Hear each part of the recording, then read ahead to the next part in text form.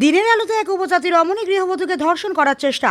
ADC নির্বাচনে পাহাড়ের ভোটে রাজ্যে সবকটি দল যখন রাজনৈতিক বারুদ চলছে, আর সেই মুহূর্তে 40 সাবরুম বিধানসভা কেন্দ্রের অন্তর্গত 27 পূর্ব হরিপুর ভুরাতলি আসনের এক নক্কারজনক ঘটনার বারুদ বইছে। এমনই এক ঘটনার সাক্ষী রইল দক্ষিণ ত্রিপুরা জেলার সাবরুম থানাধীন হারপাতলি এলাকায় এক গৃহবধূকে দিনের আলোয় ধর্ষণের চেষ্টার অভিযোগকে কেন্দ্র করে ব্যাপক উত্তেজনা ছড়িয়েছে। অভিযুক্তের নাম শান্তিমোহন ত্রিপুরা যে নির্যাতিতার প্রতিবেশী বলে জানা গিয়েছে। সূত্রের খবর, গত বৃহস্পতিবার দুপুরে অসুস্থতার কারণে ওই গৃহবধূ ঘরে একা বিশ্রাম নিচ্ছিলেন। সেই সুযোগে শান্তিমোহন ঘরে ঢুকে তাকে ধর্ষণের চেষ্টা চালায়। গৃহবধূর প্রবল প্রতিরোধ চিৎকারে শেষ পর্যন্ত অভিযুক্ত পালিয়ে যায়।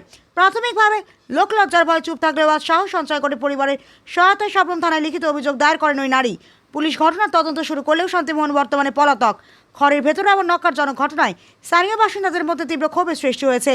ভুক্তভোগী পরিবার ও এলাকাবাসী অভিযুক্তকে দ্রুত গ্রেপ্তার করে দৃষ্টান্তমূলক শাস্তির দাবি জানিয়েছেন। কালকে আমি বাড়ি ঘুমাইয়ে থাকতে শান্তিমোহন ত্রিপুরা বাড়ি আইয়ে আমার মুখে দিয়ে হাত দিছে, হাত দিয়ে কয়ে আমার গ্রহণ করব কইছে। আমি তো কথা কইতে পারি না, হাত মুখে দিয়ে হাত দিছে, চিৎকার করে দিদি আইয়ে বাড়ি গেছে। ওই পাশের দিদি আইছে আর তারপরে ওই লোকটা ভাগ্য গেছে। এখন কই আইছেন আপনারা? সাবরুম থানা। ব্যুরো রিপোর্ট, হাল্লা বল।